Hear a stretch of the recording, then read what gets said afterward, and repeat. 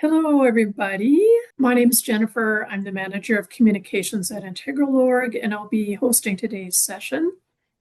And good afternoon, folks. Just want to welcome you all to the webinar. We're excited to host this session as part of a series of webinars that we provide called Integral Intros that cover foundational areas of nonprofit management. To support your accessibility needs today, you can turn on the closed caption feature on the bottom of the Zoom window. The live transcription option will help you follow along in today's session. I will drop a link into the chat in a second for more information about Zoom and closed captioning, if that's helpful for you. Because these tools are available, we are declining any requests for AI assistants or note takers to join today's session, just to honor the folks in the room and do our best to maintain confidentiality. We'll be using the chat feature and polls during today's session. Please don't hesitate to drop any comments or questions that you have in the chat. I'll be here to support your participation. And if you have any topic specific questions, we will come back to them in the Q&A period at the end. And finally, we'll be sharing the recording and slides for today's presentation, and we'll send those out in a day or two to everyone who's registered. We would like to acknowledge that Integral.org is based out of Mohkinstsis, which is the Blackfoot name for elbow. This refers to the confluence of Elbow and Bow rivers that run through Treaty 7 territory. Mohkinstsis is the traditional territory of the Blackfoot Confederacy, which includes the Siksika Nation, the Kainai and Kainai, as well as the Stoney Nakoda First Nations, consisting of the Chiniki, Bears Paw, and Goodstoney First Nations, the Tsuut'ina First Nation, and the Métis Nation of Alberta, District 5 and 6. We have a long way to go in addressing the tension between the legal and governance structures that we work within in the nonprofit sector and efforts towards truth and reconciliation. We at Integral.org accept our responsibility to work toward reconciling this tension. We commit to remaining in a position of humility as we consider our history and current reality, knowing that the answers are not clear and easy ones, yet they require all of us to engage. We all have a connection and responsibility to the lands that host our lives, our communities, and our work. With that, I'd like to welcome our facilitator for today's session. His name is Matt Sawatsky. Matt, would you like to introduce yourself? Yeah, for sure. Wow, put on the spotlight here. Talk about pressure. And I got to say, this is the biggest picture of myself I've ever seen in a presentation before. But I'll get started by just saying good afternoon, everyone. And thank you so much for being here today. Before we dive in, I really want to start by thanking Integral.org, obviously, for hosting this session and for continuing to bring important and practical learning opportunities to Alberta's nonprofits. Some of you know me, some of you don't. My name is Matt Sawatsky, and I work in the field of emergency management and business continuity. I am a certified emergency manager and a professional business continuity planner, and I've been working with nonprofit groups for about 15 years now, or at least since the Slave Lake fires were, when was that, back in 2011. And I have to say, I'm especially glad to be talking to you all today, because resilience really lives at the heart of the nonprofit world. I mean, you all know what it means to do a lot with a little. You know, you adapt and you show up for your communities no matter what's happening. So over the next 40 minutes or so, my goal is going to be to take the knowledge that you already have and hopefully make it complementary to business continuity management, or as I'm going to be referring to it as we move forward, BCM. So I want to make it, I want to make BCM in a way that's approachable and relevant to you. So we're going to talk about what it is, why it matters to nonprofits, and how you can take practical steps to strengthen your organization's ability to operate when things don't go as planned. I do also want to note that this is an introductory overview. So you won't be walking away with a plan at the end of this, but I will be providing some information on where you can learn more, as well as some links to some templates afterwards that hopefully you can bring back to your own organization. And whether you're part of a small community group or a larger organization, the principles that we're going to talk about today apply to everyone. And they're important. I mean, because in the end, it's all about your ability to continue to serve your community. So what are we actually going to talk about today?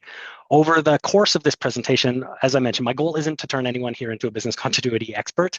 It's simply to leave you with a clear sense of what business continuity really means and why it matters for your organization's everyday work. So we're going to start by getting into the right mindset, because business continuity often gets mixed up with other things like emergency response or risk management. And though they're related, they're not the same things. So BCM is really about keeping your programming and your people and your purpose all going, even when you're thrown a curveball. So I will mention, Jen and I have talked about this, but I can't actually see the chat or hands up. So just if there are any questions, I have asked Jen if she can just kind of let me know at the end of the slides, and I can address them. Otherwise, if there's more general questions, we can address them at the end of the presentation. Is that all right with you, Jen?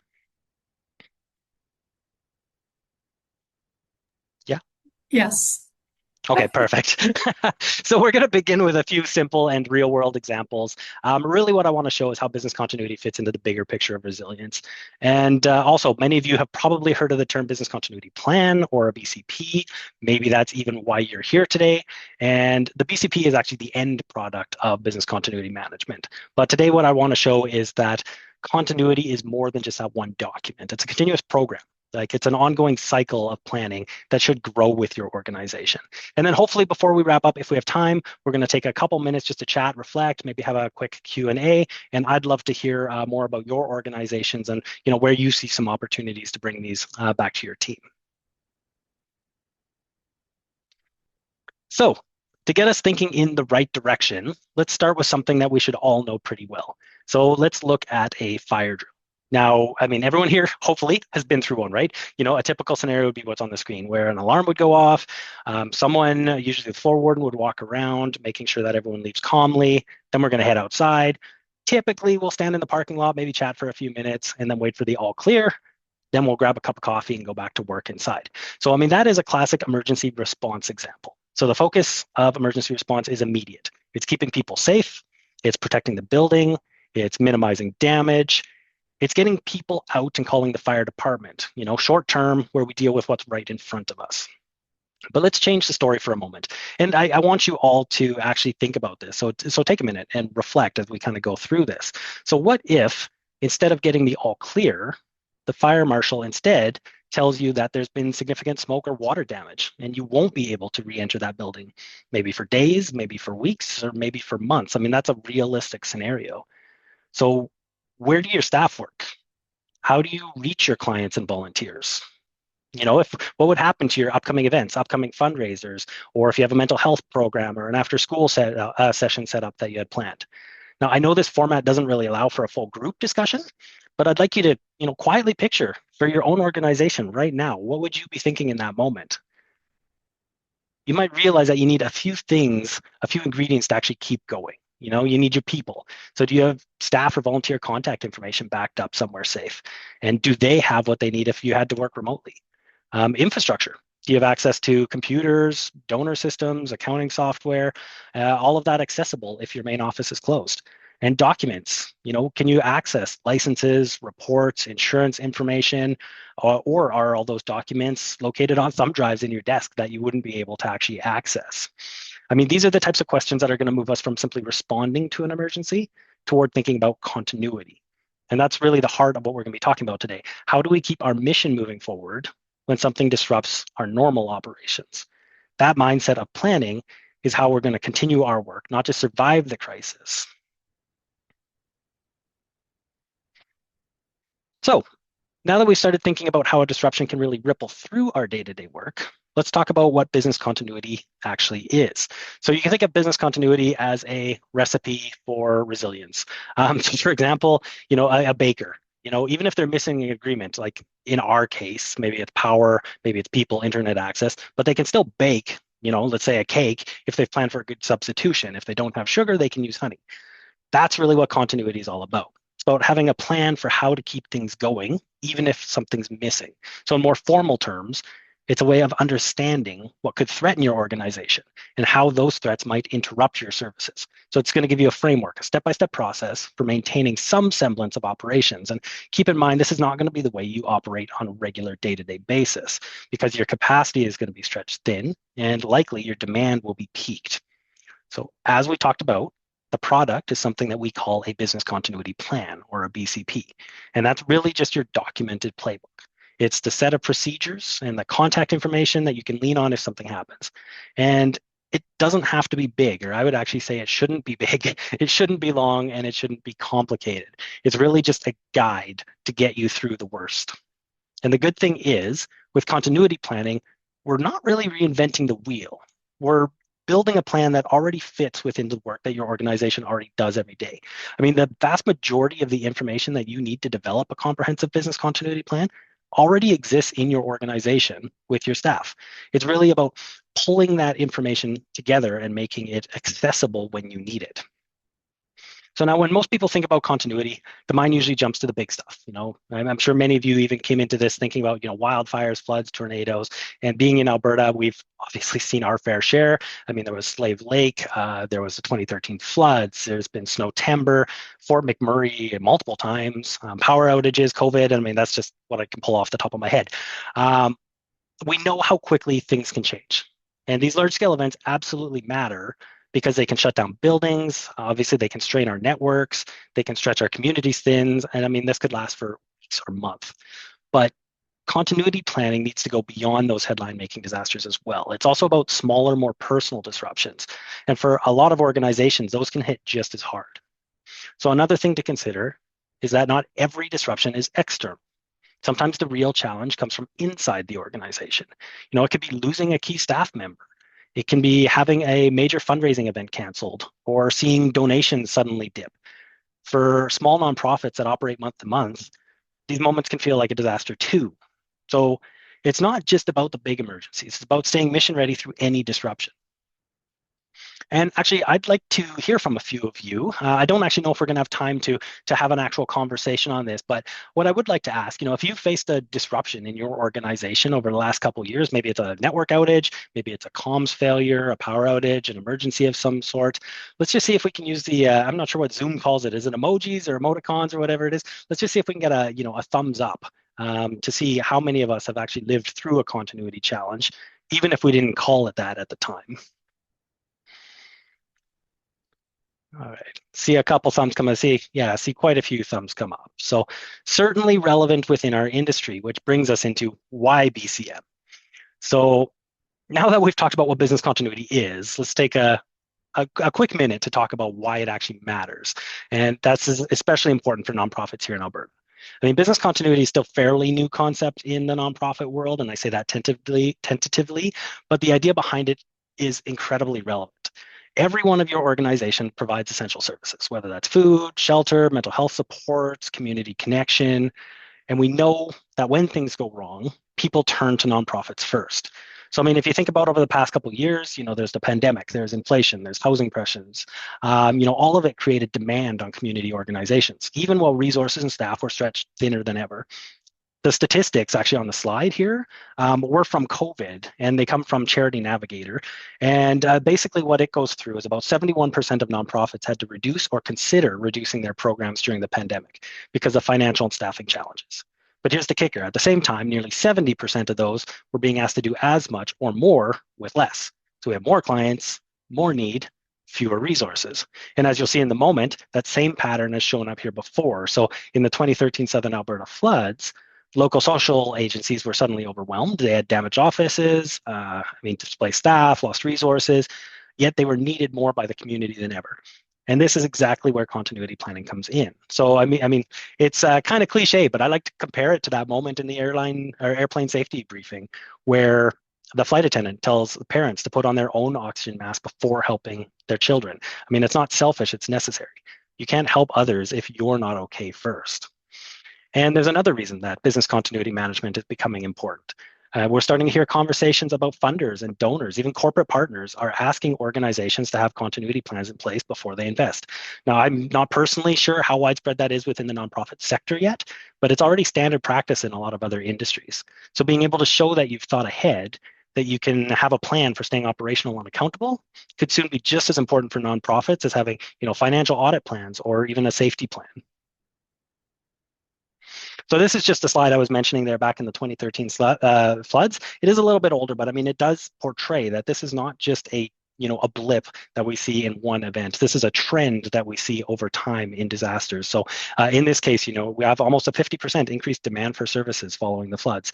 We have a 30% reduced capacity to deliver those services, and we have a 50% increased staff workload. So this is something that we definitely want to keep in mind. Also, I think it would be very interesting to kind of appreciate the state of business continuity planning across the sector at the moment. So I know we're just a small group, but I'd like to throw up a quick anonymous poll. And actually, I'm going to ask Jen to do that, just asking about the current state of your organization's business continuity management if you're representing an organization. So no judgment here. But I just ask you to please drop in a quick response that most reflects your organization's current state. And I'm just going to pull up what that poll is. So basically what we're looking here is, do you have a business continuity plan? Oh, sorry, I just got to slide that over so I can read it. Do you have anything in place yet?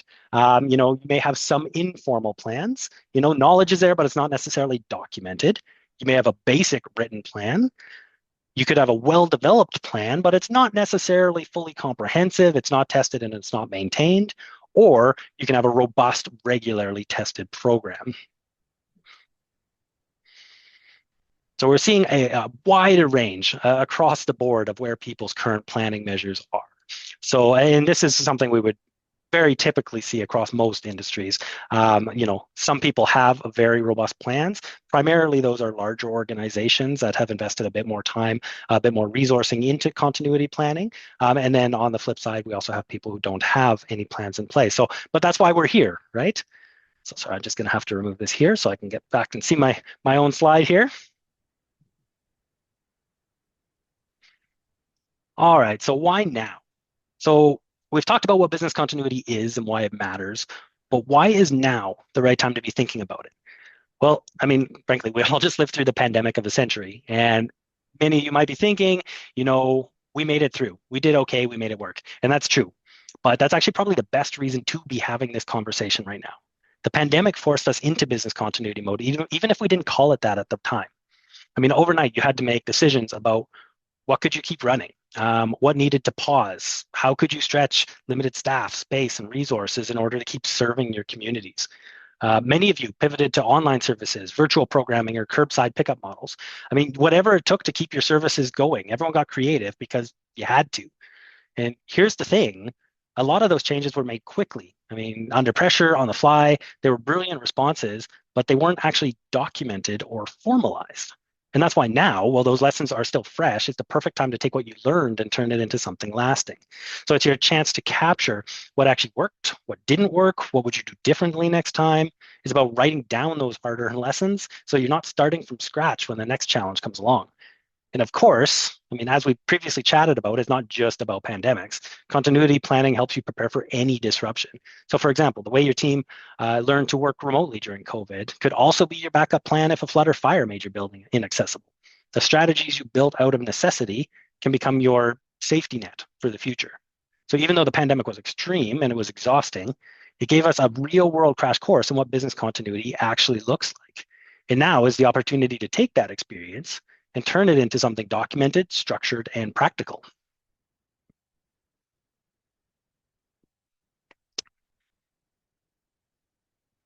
All right, so I know by this point, some of you might be thinking, okay, this is all great, but it's also a lot of work, and that's fair.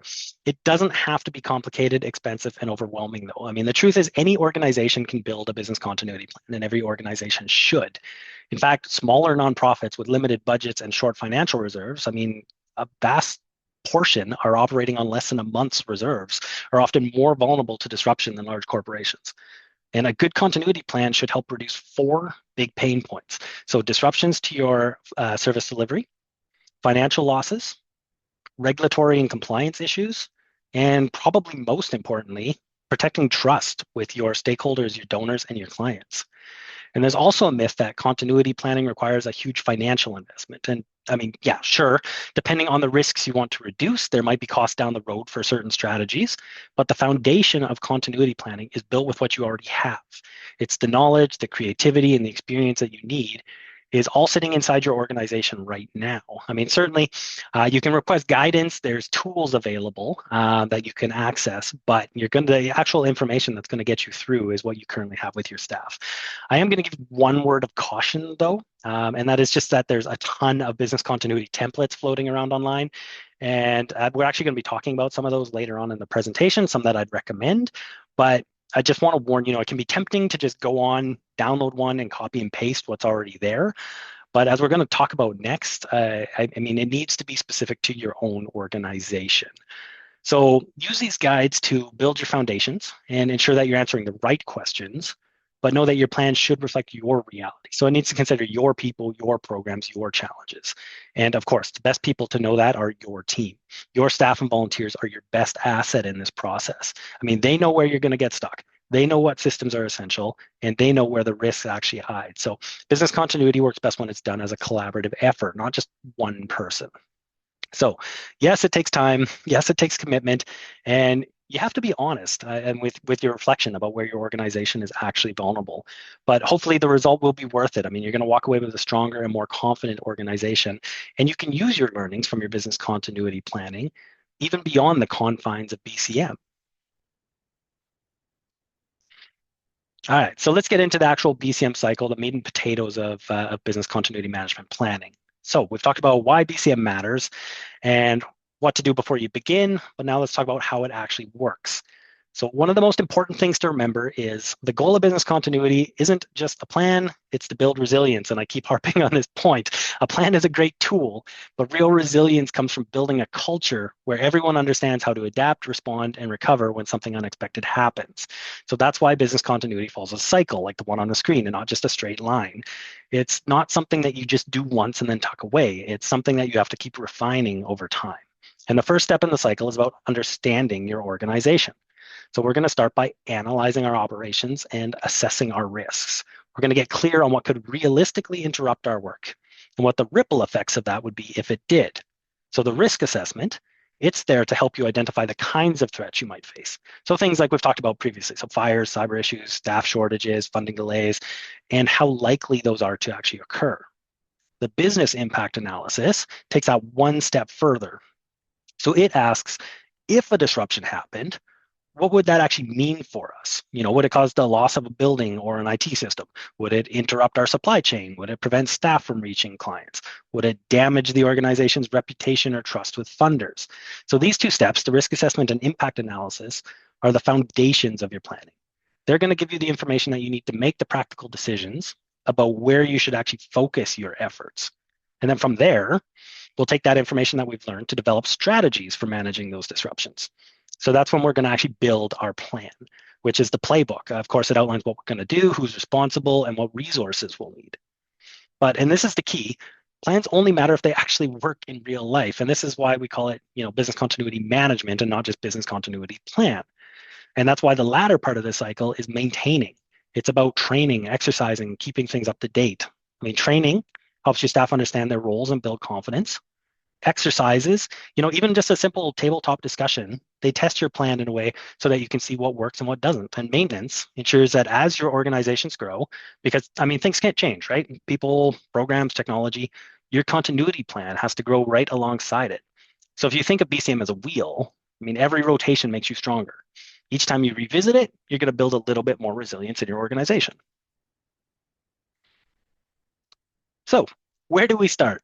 The good news is you don't have to start from scratch. So as discussed, there's lots of excellent guides and templates online to help build your foundation. And we will talk about some of the more Alberta relevant. I know not everyone on this call is from Calgary or necessarily even Alberta, but we did find some local resources to support this. But let's walk through what the first step actually looks like in practice. So the first piece is getting leadership support. So as chatted on, business continuity takes a bit of time and a bit of effort to set up. So having someone at that leadership level who can champion the work makes a huge difference. So ideally, this will be a project sponsor or someone on your senior team who can say, yes, this matters, and let's make sure it gets done. So their role is to make sure that the senior managers are on board and to keep the support going, to help the team stay on track with timelines, and to encourage the organization-wide awareness about the importance of continuity planning. From there, you're also going to want a coordinator to coordinate this work. So kind of a project manager to implement and maintain this work. So someone who can keep the wheels going. Their job is going to be to coordinate the planning process, help develop the plan, track progress, and support testing, training, and maintenance once the plan is actually underway. So once you have those people identified, then it's time to actually get into it and look at the organization itself. So, I mean, foundationally, we want to ask questions like, what do we do? Why do we do it? How do we do it? And who's involved in actually making it work? And this is probably one of the most incredibly valuable steps that we do because it helps us clearly see what's essential to the mission and what supports it behind the scenes. So your people, your spaces, your systems, your partners, your community connections. I know I'm starting to sound a little bit repetitive here, but that's because these are the pieces that actually matter. So by understanding all of these moving parts, you'll be able to identify what really needs to keep running in a crisis and what can pause temporarily. It's also a good time to think about the stakeholders and the people who are actually depending on you depending on your work. So that's going to include your staff and your volunteers. It could include externally your clients. It could include your board, donors, partners, vendors. All of them play a key role in your ability to operate smoothly. And then finally, like any project, it helps to define the scope. I mean, that really is just about how broad or detailed your plan should be based on your organization's size, maybe its complexity, maybe its resources. So for some of you, that might mean focusing on one key program or one service at first. And for others, it could be the entire organization. But the important thing is to start where you are and build from there. So before we dive into specific hazards, it helps to have a simple way to think about how we're going to actually manage risk in general. So risk management in its simplest form is something we all do every day without actually realizing it. I mean, whether it's deciding to keep funds available in reserve or making sure you have a backup volunteer in case someone gets stuck at an event, I mean, that's all part of risk management. But in business continuity, we use a four-step process to guide our risk thinking. So it's a cycle that helps us make informed decisions without overcomplicating things. So the first step is to identify.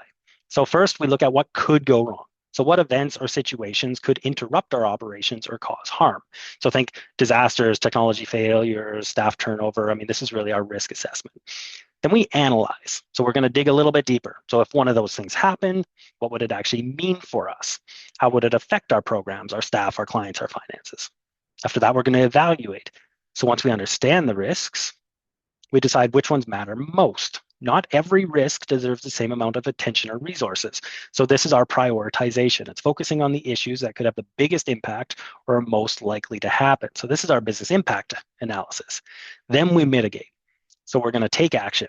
So this could mean putting safeguards in place, building backups, or developing strategies to help reduce either the likelihood of something happening or the impact if it does. So this is our strategy step.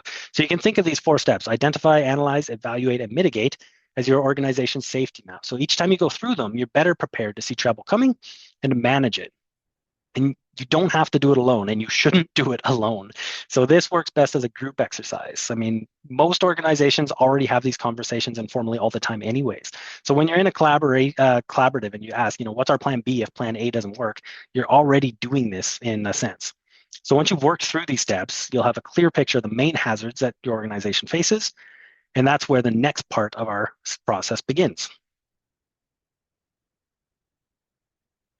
So assessing risks. Excuse me. So now that we've looked at kind of the four steps of the risk management cycle, we're going to take a closer look at identifying what could actually go wrong. So once we understand how our organization operates, so what we do, who we serve, and what absolutely needs to keep running, the next question becomes, what could get in the way of that? So in other words, what kind of events, big or small, could disrupt your operations or cause harm to your organization? To figure that out, we start by identifying all the hazards that could impact us. And before we go any further, let's just pause for a quick moment to talk about some terminology. So a hazard is just a condition or event that has the potential to cause harm. So it's the what could go wrong part. Things like floods, wildfire, power outage, cyber attacks, something even as simple as major staff illnesses. But here's the key. We can't usually control the hazard itself. If a flood is coming or if a power outage is coming, it's coming. What we can influence is our risk, meaning how likely it is to hurt us or how badly it would impact us if it did. So let's make that real for a sec here, just a quick scenario. So imagine you're standing on the side of a quiet country road. You're wanting to cross. The hazard is being hit by a car, but because the road is quiet, your risk is pretty low. Now picture yourself trying to cross Deerfoot Trail in Calgary. Same hazard, but the risk just shot through the roof. So it's the same idea for your organization. The hazard might be the same, say flooding, but your risk level depends on where you're located, how your building is designed, and what steps you've taken to prepare. So for example, after the 2013 floods, a lot of Calgary organizations moved their computer servers and record storage from basements to higher floors in their buildings. They couldn't stop the river from rising, but they reduced their risk of losing that critical information. And that's the beauty of business continuity. It helps you focus your efforts where it'll actually make the biggest difference. So a nonprofit on high ground might not need the same flood protections as one downtown. And a food bank might have completely different concerns than a community arts group. So how do we figure all this out? Well, we want to start simple. So get your team together for a brainstorming session. Bring in people who've been with your organization for a while. They'll remember the oh no moments from years past. And then you want to ask some questions. So what kinds of problems have disrupted us before? What events tend to happen in the community? What do other organizations like ours worry about? And once you've gathered those insights, you'll have a strong starting point, a list of hazards that could affect your operations. And then from there, the next step is to evaluate them based on the impact and likelihood. So you can decide which ones deserve your attention first.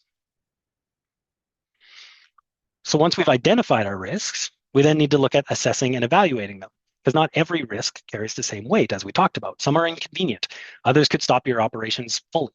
So the goal here is to separate the two so you know where to focus your limited times and resources. So a great tool for doing this is called the Business Impact Assessment, or the BIA, which is really just a structured way of asking, if this happened, how much would it affect us? So you can think of it like a checkup for the organization's vital signs. So you're looking at what parts are most critical to your survival and what would happen if those parts suddenly stopped working. So let's say your organization runs a weekly food hamper program. If your building floods and you can't access your supplies, that's a major impact. Your clients can't get food, your volunteers can't work, and your reputation in the community might take a hit. But if the same flood delays your monthly board meeting by a week, that's inconvenient, not critical. So there might be some on this call who would disagree with that, but the BIA helps you tell the difference between a bad day and a full-blown crisis. So when you're doing a BIA, you want to start by listing your essential programs and services. So the things that your community absolutely depends on. Then you want to ask, so what would happen if we couldn't do this for a day? What would happen if we couldn't do this for a week, a month? Who would be affected? Clients, staff, partners, funders? What resources do we need to keep that program and process running? People, space, data, technology, suppliers. And by walking through these questions, you're going to hopefully start to see some patterns. So some activities might be flexible where others are not. Some are optional and others are mission critical. So those mission critical ones, those are your continuity priorities. So the information from your BIA also tells you that you'll need to plan for later. So things like alternate workspaces, backup systems, or cross-training of key staff. And remember, this process doesn't have to be perfect. So, I mean, even a simple spreadsheet or a whiteboard session can help you visualize where your organization is most vulnerable and where a disruption would hit hardest. So, sorry, I'm losing my voice here. So how do we know how to categorize the impacts? Well, that's going to be our next step. And the best way to categorize the information that we've gathered thus far is the use of a HIRA, or a Hazard Impact Risk Assessment. It's a tool that helps you figure out which hazards pose the greatest overall risk. So we use HIRAs because they help us do three really important things. So they help us identify and prioritize the hazards that could hurt us. They help us justify our strategies and our spending to boards and funders. And they help us to be proactive. So rather than constantly reacting to whatever comes next. So on the slide, you can see what a simple HIRA looks like. It compares the likelihood of a hazard with the severity of its potential impact. So to fill it out, we just use what we already know from the previous steps. So we use the information that we've gathered about our community, our organization's history, and what tends to happen in our area. And you might be thinking, okay, that sounds a bit subjective. I mean, we can't predict the future. And you're absolutely right, but that's not really the point. The point isn't forecasting, it's prioritization. We're simply using our best available knowledge to make reasonable judgments about what deserves the most attention. So, for example, if your organization has experienced flooding 3 times in the last 10 years, you might estimate there's roughly a 30% chance it'll happen again. I would say that's a pretty fair assumption based on history. Or maybe you've had network outages 15 times over that same period. So that tells us those disruptions are very likely to happen again. And these don't have to be perfect numbers. The goal is to create a consistent way to think about and compare risks that you might face. I mean, let's be honest, a few years ago, there were probably very few HIRAs that listed pandemics as a likely hazard. But when we combine likelihood with impact and we use an all hazards approach, that's when we start to get a useful, justifiable picture of where our greatest vulnerabilities actually lie. So when assessing impact, we often look at what we call the 5 Ps. So what is the impact on our people, our premises, our providers, our profile, and our processes? So these are the main areas that can be affected when something goes wrong. So for example, let's take that flood scenario again. So based on past experience, you might rate its likelihood as a 3 out of 5, a medium chance of happening. But if a flood would seriously disrupt your operations, affect your staff, your clients, damage your building, hurt your reputation, then its impact might be a 4, a major. So if you put those two things together, then you've got a high overall risk. So that's something that would definitely deserve your attention in your continuity planning. On the other hand, let's say we look at those power outages we were talking about before. So maybe they happen often. So the likelihood is a 5, very likely. But your organization has backup servers and a good plan for remote work. That means your impact might only be a 1, so minor. So the overall risk would be medium. But for another organization that has no backups, or maybe it relies heavily on online phone systems, that same outage could be extreme. And that's the key takeaway here. So this is why your HIRA is personal to your organization. It's about your risks, your people, and your capacity to respond. So once you've completed the HIRA, you'll have a clear, hopefully a visual map of what your biggest risks are. And that gives you the foundation to start developing your continuity strategies to reduce those risks. So from here on, we'll shift from identifying risks to exploring how to manage and control them. And that brings us to strategies. So strategies really comes in when we have to ask, what do we actually do about the risks? And strategies are simply the actions that your organization takes before, during, and after a disruption to reduce risk, maintain their essential operations, and return to normal as smoothly as possible. So they're the bridge between the impact and the recovery. And there's lots of different strategies you can use. We can't cover all of them in this presentation, but certainly a quick online search or going through some of the templates can provide some guidance on that. What matters, though, when it comes to your strategies is that they meet 3 criteria. So they have to align with your recovery time objectives. So basically, that's just how quickly you need to restore a particular service or function. They're realistic and viable to your organization's size and resources, and the benefits outweigh the costs. In other words, it's about choosing the right size solutions, not overbuilding or overspending, but also not under-preparing. So for example, let's say one of your programs provides translation and interpretation services. You've determined that if those services were disrupted, you could go a few days before it seriously impacted clients. That means you don't need to spend thousands of dollars on systems to get you back up and running in 24 hours. That would not be a good return on investment. But now imagine that same organization runs a 24-hour crisis line. If that phone line goes down, even for an hour, it could put vulnerable people at risk. So in that case, maybe investing in backup phone systems or alternate staffing plans absolutely makes sense because your recovery goal is measured in minutes, not days. And every organization is going to have a mix of both. Some functions that can pause temporarily and others that are essential to keep running no matter what. So the strategies that you choose have to reflect your reality. So how do we know what's appropriate for a strategy? So as you can see on the slide, as the impact of the threat increases, the way we manage it tends to shift. And again, this is just guidance, but for risks with low or insignificant impacts, it's often completely acceptable to just accept the risk and manage the consequences, if it happens. So for example, if you lose a couple of non-essential volunteers, that may be inconvenient, but it's not critical. You don't need a continuity plan for that. You'll just deal with it and move on. But as the potential impact gets higher, we might choose different approaches. So things like transferring the risk to insurance or service agreements, reducing the risk through mitigation strategies, training, or redundancies, or just avoiding the risk entirely. So we'll put systems in place so that it can't actually happen in the first place. So if we go back to our earlier examples, for the translation and interpretation program, the impact of a short disruption may be moderate. So you could choose to reduce that risk, maybe by cross-training staff or keeping a list of reliable freelance translators who can step in quickly if someone's unavailable. But for the crisis line, the stakes are much higher. A disruption there could have serious consequences for the people you serve. So you'd move to the far right on this scale, the avoidance side.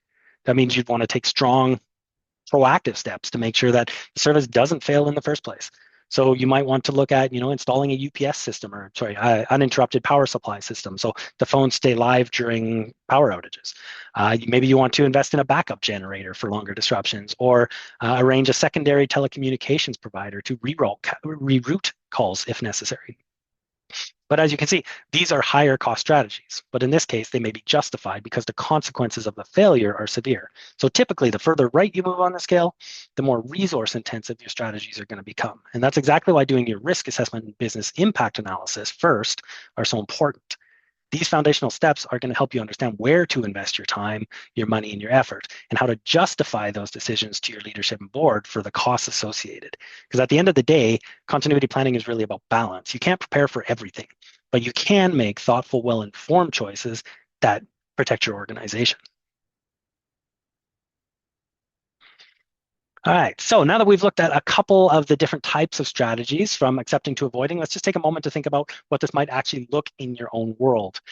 So I know we are kind of running a little bit low on time here, so I'm actually just going to kind of run through the slide quick here. But I mean, as you can see, there's lots of commonly used strategies that can be applied across different kinds of organizations, and many of them cost little to nothing. Things like setting up cross-training of staff, so if someone's away or if someone leaves, someone else can step up, using cloud-based backups, or creating mutual aid or shared service agreements, primarily with other nonprofits, sharing office space, supplies, even volunteers during a disruption, establishing remote work capabilities so staff can work safely offsite, or even just keeping a contact tree of your team and your key stakeholders so that you can call and access people quickly in an emergency. But I think what's most important about nonprofits and community groups is to capitalize on what you're already good at, which is working together.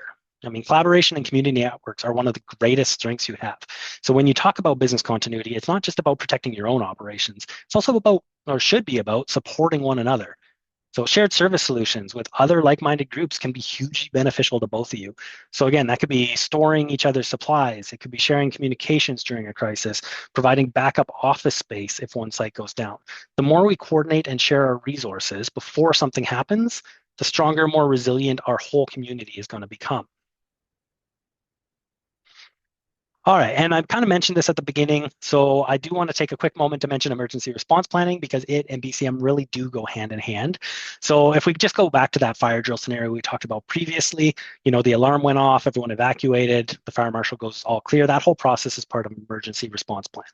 So the purpose of the emergency response plan is to make sure the organization and staff can respond to an emergency in a coordinated, timely, and effective way. And the priorities are protection. So protecting people, then stabilizing the situation until first responders arrive. So while emergency response focuses on life safety and property, business continuity focuses on keeping the organization running after the immediate danger has passed. So again, they're connected, but they have different priorities and time frames. And while the hazards that trigger these two plans can overlap, their goals are actually different. So for example, a cyber attack, it might activate your business continuity plan, but it wouldn't necessarily require an emergency response. But a fire or a chemical spill would likely trigger your emergency response plan first, and then that might lead to a longer-term continuity response.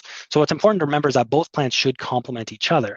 Many of the same elements, like your communication protocols, your delegations of authority, decision-making structure, are likely going to appear in both. So that's why when you're building up your business continuity plan, it's a perfect time also to review and align your emergency response plan. All right, so the plan, it's finally time to bring everything together into a single actionable plan. So you can think of your BCP as your organization's playbook for recovery. So it's going to pull together all the key information that you've gathered so far. So your risks, your priorities, your team, your strategies, and really this is your step-by-step guidance for what to do when things go wrong. As mentioned, it should not be complicated, but it does need to be organized. It needs to be current. It needs to be accessible, and it needs to be easy to use.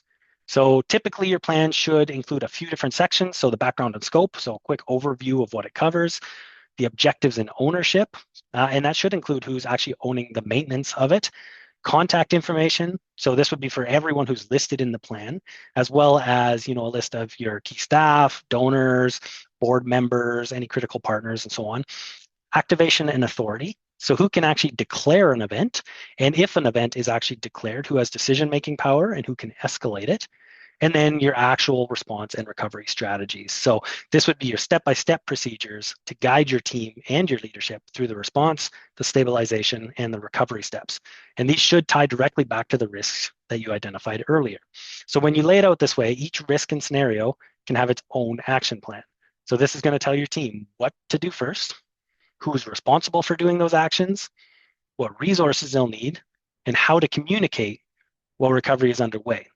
So the goal is to make the plan usable. So if someone can just walk into a room in a stressful environment, pick up that plan and know what to do, that's how you know you've succeeded with it. All right, so training and exercises. So now that we've built up our BCP, created our action steps, we need to do the most important part, which is actually to keep it alive. I mean, we've all heard it should not just be a binder on the shelf. It's a living program that needs constant attention. So every staff member, not just leadership, should have at least a general understanding of your organization's continuity concepts, the key processes and where to find that information when something goes wrong. This kind of awareness does two things. It should should give you a stronger risk-aware culture, and it should increase your staff's confidence in dealing with unexpected situations. And for those people who actually have a specific role within your plan, so this could be your recovery team members or your program leads, you actually need to go a step further and provide them with some targeted business continuity team training. So they need to understand things like, how do you put your continuity and recovery strategies into action? How do you test and update the plan when changes happen? And how do you coordinate with other departments or partners or stakeholders during a disruption? And that really does bring us to kind of one of the best tools for keeping your plan fresh, which is exercises. They're incredibly valuable. They allow us to evaluate how well plans actually work. They allow us to identify gaps and weak spots, validate updates and new procedures, want to clarify roles and responsibilities, and gather feedback to make your program even more stronger. And again, I just want to reiterate, an exercise doesn't have to be a big, costly production. I mean, yes, there's certainly benefits to running like a full-scale exercise, but you can get just as much value from smaller, more casual approaches. So, walking through an example at your next staff meeting, what would we do if our network went down today? If you have an actual event, reviewing, have a debrief. What went well? What didn't work well? What would we do next time differently? Or include a short continuity discussion in your next health and safety meeting whenever you actually meet with your staff. Also, if the opportunity presents, exercise with external organizations. That could be another nonprofit, it could be a municipal department, or it could be a community network that you're part of. Things don't typically happen in isolation. So practicing coordination in an exercise scenario is going to make it much smoother when you actually have to do it in real life. And the last thing to discuss is keeping the plan up to date. So the reality is that your people, your programs, and your technology are going to change. And when that happens, your risks are going to change too. So you should follow some sort of maintenance and review schedule.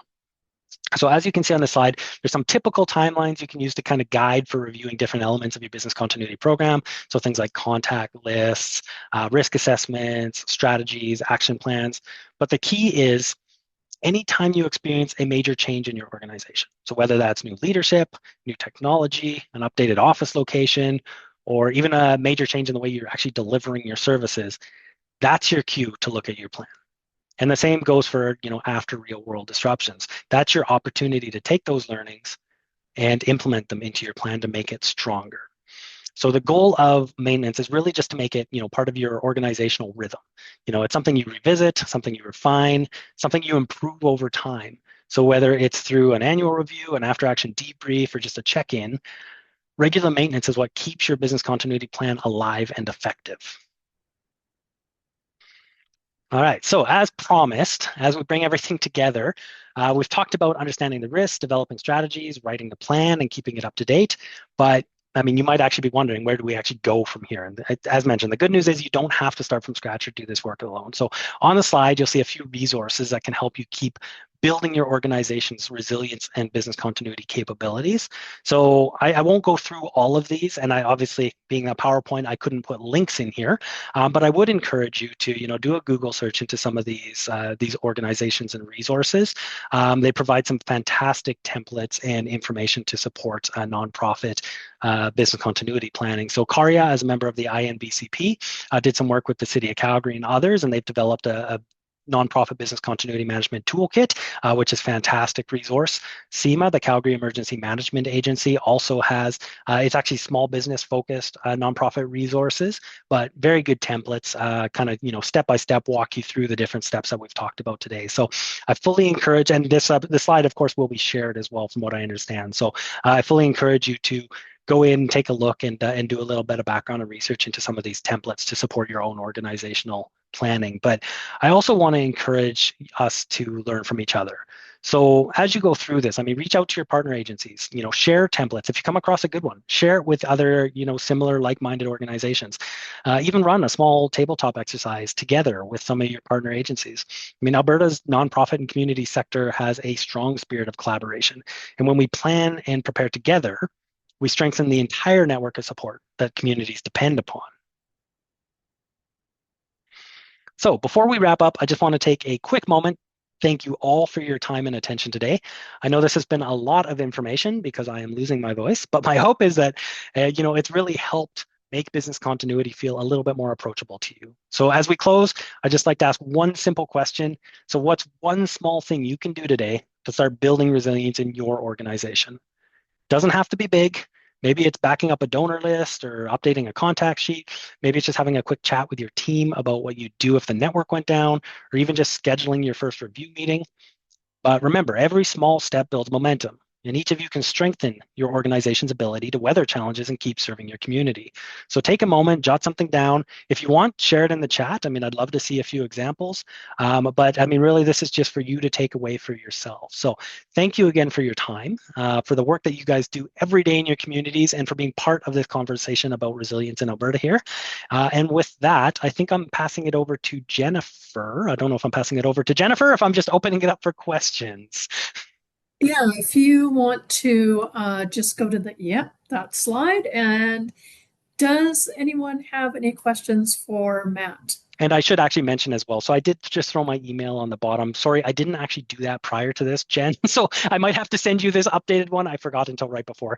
But I did throw my email on there. If anyone has any questions they don't want to bring up in this format, please feel free to reach out. I'm more than happy to have a conversation or answer any questions I may have.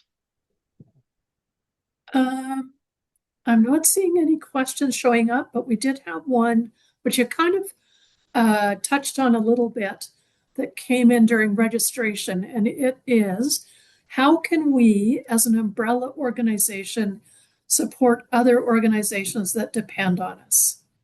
I think that's a fantastic and very, very relevant question. I think I mean, the way the nonprofit sector is set up, there are quite a few umbrella organizations, and I think that they play a key role in business continuity. One of the challenges across the sector is, funding and accessibility to some of the business continuity opportunities. So I think if you're an umbrella organization, you really hold an informal role to be an advocate and a point of contact for some of these conversations to actually occur. So advocating for your own sector, your own area, to some of the funding groups, to some of the grants, to open up access to funding for some of this work to be done, as well as to be kind of that point of contact that allows you to network, share resources, be the hub of conversations that are actually occurring within your groups. So if one group within your area has a template, they can maybe use you in kind of that hub and spoke model. They can send it to you. You can kind of share that out with other areas within your networks, because the chances are your network is going to be far more substantial and wide reaching than those smaller groups. So I think for myself, I would say if you are kind of in that umbrella group organization, you hold that responsibility to advocate for those that would work underneath within the other areas within that group. Wonderful. Okay, there are a few things that I'd like to mention. But the very first thing is thank you very much to Matt for sharing your expertise today with us. And if you could go on to the next slide, oh, the one before that. Oh, sorry, before that, Yep, this one? there we go. Right on. So, I'd like to thank everybody for being here today. Um, we do have a very, very brief feedback survey that we like to send out just to get your thoughts about the session today. I put the link in the chat if you want to take a minute to give us some feedback on that. And then, Matt, if you could go to the next slide. Just want to let everybody know that Integral.org has an extensive library of workshops that we've offered in the past that are available on our website. So that's, you can find, for example, the presentation, the recording, the slides, and resources. And last thing to mention, if you can go to the next slide, is that sometimes you might have legal or law-related questions about your nonprofit. For support, we encourage you to access Integral.org's legal clinic. And a legal clinic is an opportunity to chat with a lawyer with decades of experience in the Alberta nonprofit sector about a legal issue you might have. So, for example, some issues might be in regards to your bylaws, revising them, making sure that everything's in them that should be, obtaining charitable status, policies, creating policies, choosing a legal structure, or even dissolving your organization. And you can find out more by visiting our website at www.integralorg.ca. And with that, I'd like to thank you all for being here and for your time and participation. And thanks again to Matt. Thank you all.